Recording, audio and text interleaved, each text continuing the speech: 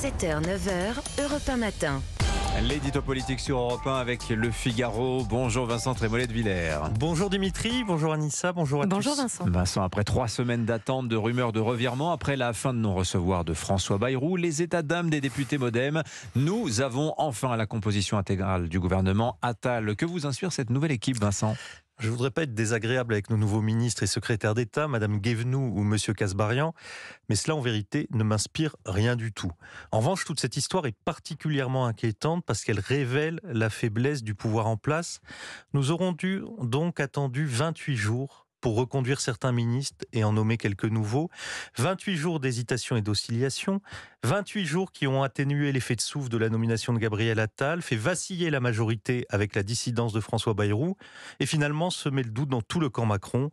Cette fois, l'alchimiste de l'Élysée s'est embrouillé dans ses formules. Il a changé l'or en plomb.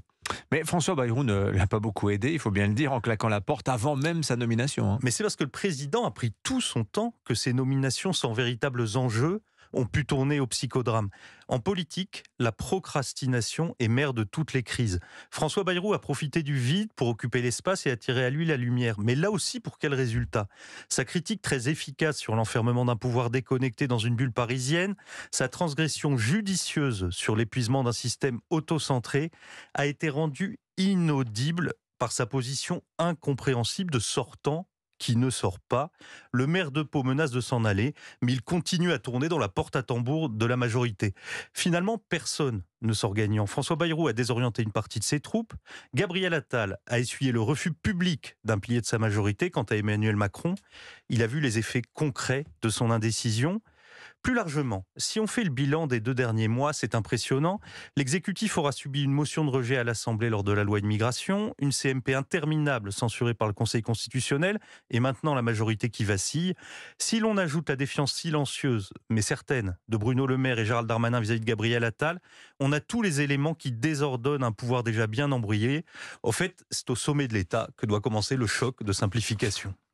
Reconnaissez qu'il y avait quand même quelques cas compliqués, à commencer par celui d'Amélie Oudéa-Castéra. Alors, je reconnais que la critique est aisée et l'art politique difficile, mais reconnaissez à votre tour, Dimitri, que mettre près d'1 mois pour remplacer Madame Oudéa-Castéra par Nicole Belloubet, c'est quand même un peu long. Bon, je reconnais bien volontiers. Un peu long et tout à fait incohérent. Pape Ndiaye avait été nommé pour déconstruire le travail de Jean-Michel Blanquer. Gabriel Attal avait ensuite essayé de remettre le bon sens au milieu du ministère de l'Éducation. Et voilà que pour lui succéder et appliquer son programme, il nomme une socialiste, ancienne ministre de la Justice, qui, place Vendôme, avait poursuivi sans jamais le remettre en cause le travail de Christiane Taubira. Sur l'école, la ligne de Madame de Belloubet est très claire. En 2016, elle écrivait, j'ouvre les guillemets, loin des fariboles sur la restauration de l'autorité ou le port de la blouse, ceux qui sont réellement confrontés aux tâches éducatives cernent aujourd'hui l'essentiel. Il faut sortir du cadre rigide du cours magistral. Et notre nouvelle ministre de l'Éducation poursuivait, il faut laisser du temps et de l'autonomie aux jeunes, ménager leur droit à l'erreur dans le processus d'apprentissage. Gabriel Attal affirme l'exact contraire et pourtant, il a nommé Madame Belloubet. Platon écrit quelque part que la démocratie peut tourner à la théatocratie. C'est-à-dire que la vie publique n'est plus qu'un mauvais théâtre. Nous y sommes, la pièce du remaniement était poussive, son intrigue pauvre et son dénouement accablant.